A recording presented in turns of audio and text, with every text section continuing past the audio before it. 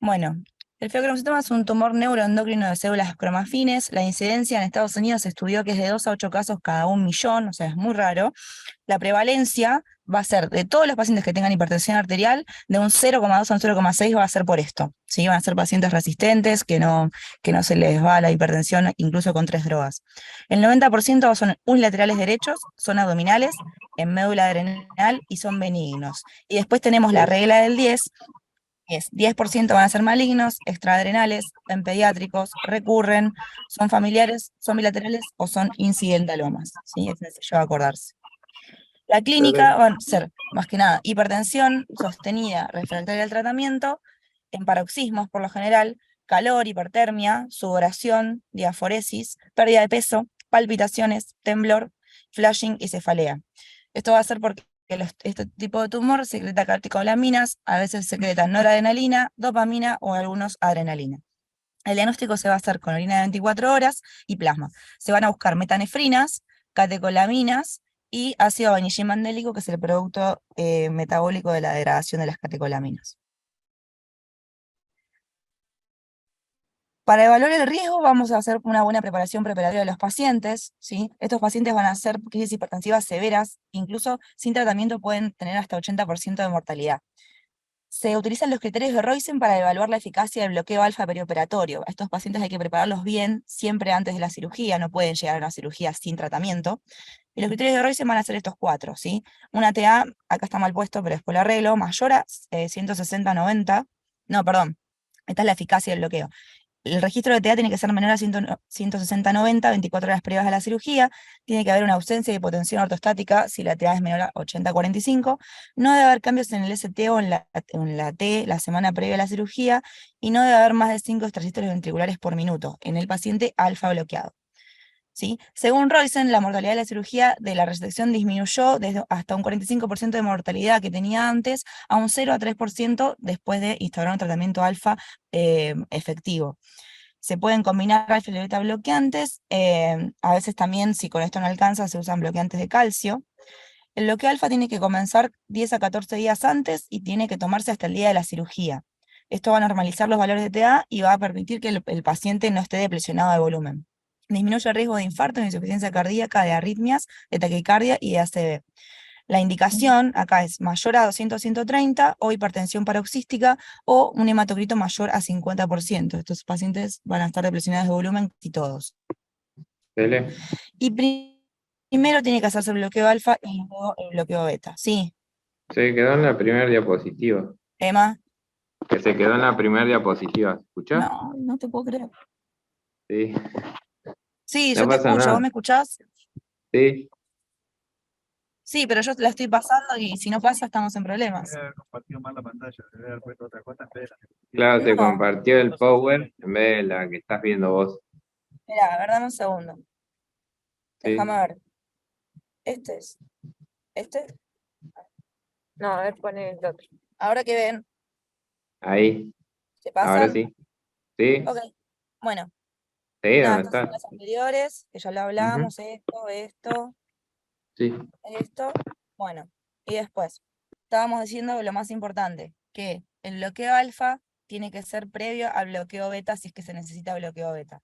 Porque si usamos beta bloqueantes primero, sin bloquearlo alfa, se va a desencadenar una crisis hipertensiva catastrófica porque se estimula lo alfa y no tiene oposición vasodilatadora beta. Entonces vamos a usar primero el alfa. Ahora les muestro las dosis de cada cosa. Los inhibidores de calcio se pueden utilizar porque lo que van a hacer es inhibir la entrada de calcio de los receptores adrenérgicos en el músculo vascular. Entonces, tienen la ventaja que no causan taquicardia refleja, están indicados más que nada cuando hay crisis paroxísticas, vasoespasmos.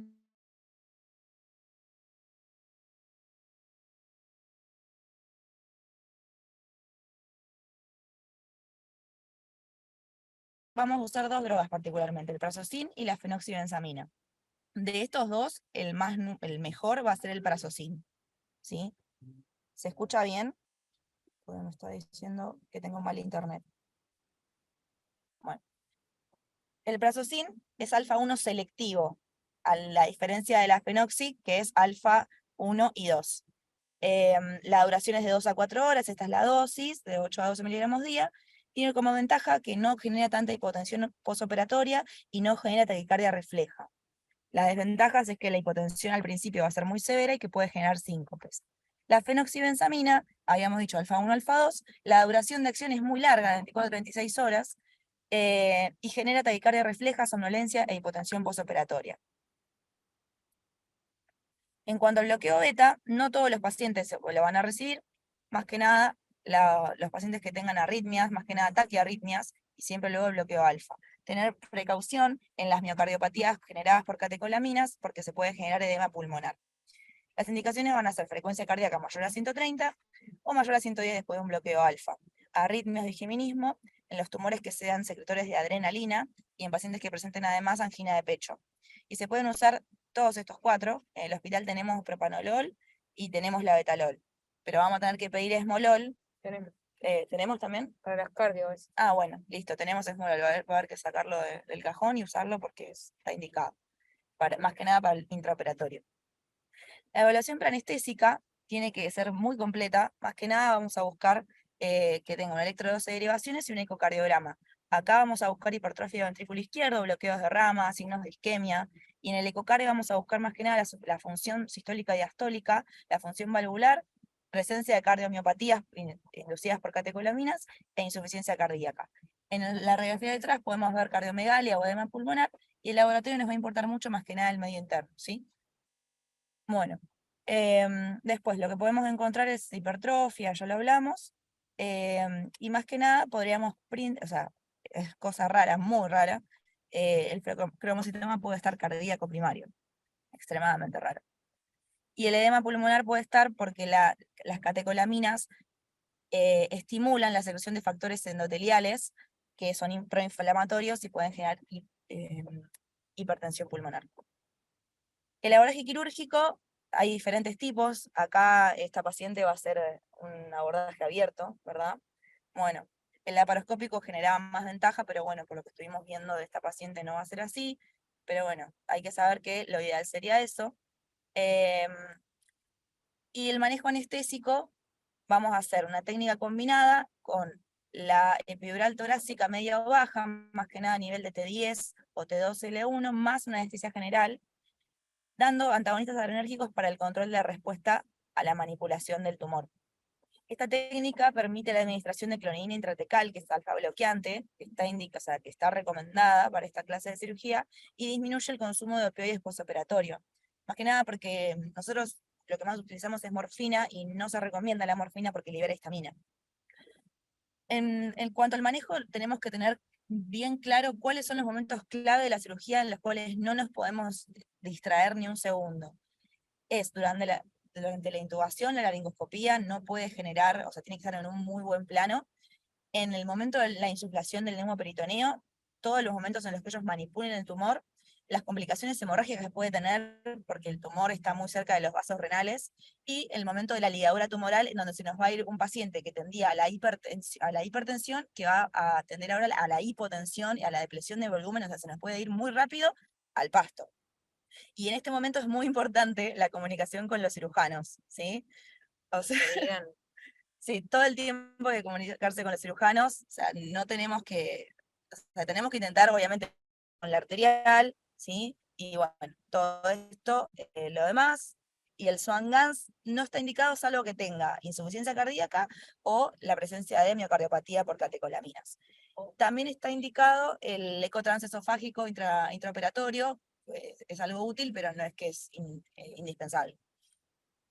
Para la inducción se puede usar propofol o etomidato. El etomidato obviamente va a estar preferido por la estabilidad hemodinámica que genera. El tiopetal no se usa porque libera histamina, la ketamina obviamente no. En cuanto a relajantes, lo que más se recomienda es el becuronio, pero también podemos usar roku o cisatracurio. El pancuronio no se puede porque tiene efecto vagolítico, entonces va a aumentar lo simpático, y la tracurio tampoco porque libera histamina.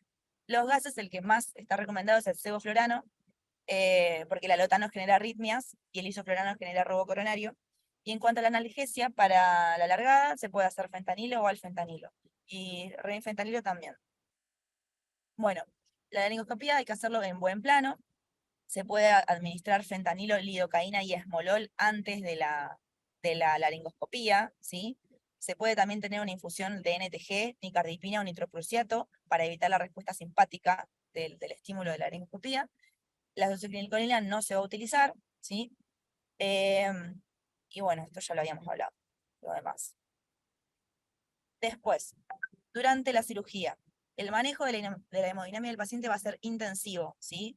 Vamos a tener, si tenemos disponible, vamos a utilizar la BPP como para dirigir la fluidoterapia.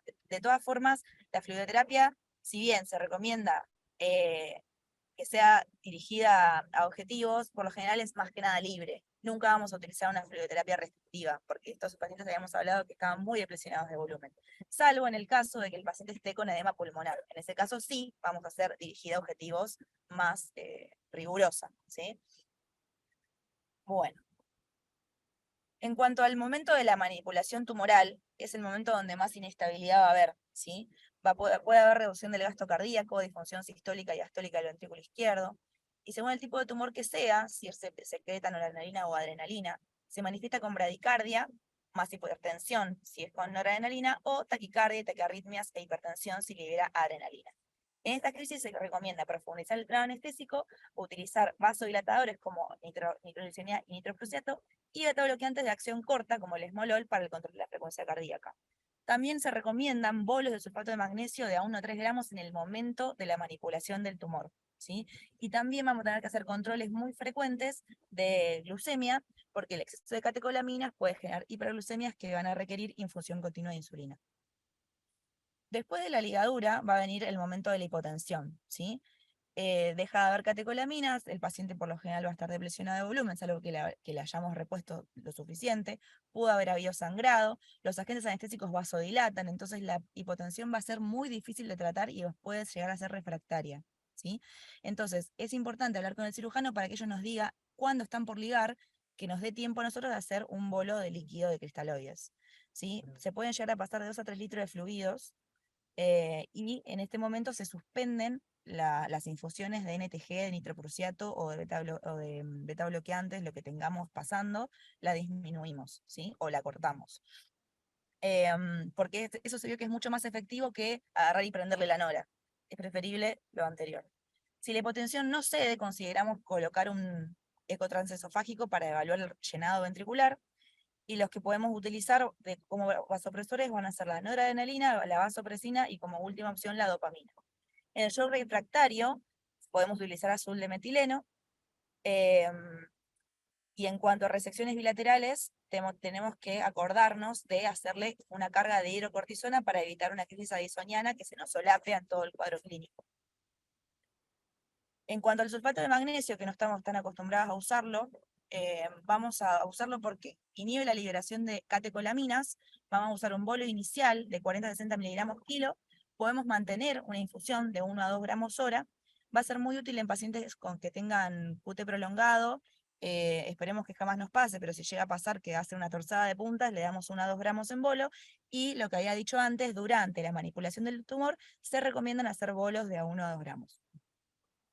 En el mantenimiento, habíamos hablado de tener las dos cosas listas, los vasodilatadores y los vasopresores, ¿sí? Acá están las dosis de la NTG, del nitroprusiato y la nicardipina, y bueno, acá dejo las dosis de la nora, de la vasopresina y de la, no, dopamina. Dobutamina no se debería usar tanto porque disminuye la poscarga. Y el metileno, a ver dónde puse la dosis, acá, 1 a 2 miligramos kilo. Postoperatorio inmediato. Eso nos va a competir a nosotros. Lo vamos a dejar en la recuperación, lo vamos a llevar a UTI. Y en UTI tenemos dos opciones. Si el paciente sale de la ligadura con estabilidad hemodinámica, lo podemos llegar a despertar. Pero si está muy inestable hemodinámicamente, si los vasos están feos, si nos costó un montón, si lo terminamos corriendo de atrás, lo llevamos ventilado a UTI y no pelodeamos con eso, ¿sí? Puede haber retraso en el despertar o somnolencia excesiva. En estos casos tendríamos que descartar que tenga algún trastorno metabólico o hidroelectrolítico. Lo más común va a ser hipoglucemia y hiponatremia. Si persiste hipotenso es porque falló la fluidoterapia o porque tiene vasodilatación residual o porque hubo sangrado. Hay que buscar que no haya un sangrado porque, bueno, es un tumor que puede lesionar vasos importantes. Si el paciente está hipertenso, pudo haber sido que nos pasamos de fluidos o pudo haber habido una ligadura inadvertida de la arteria renal o que haya quedado un poco de tumor. Igual esto no es alarmante porque en el 50% de los pacientes puede persistir la hipertensión un tiempo después de la cirugía. Pero bueno, esta es la bibliografía. Eso es todo lo más importante a tener en cuenta y si algo, una preguntita.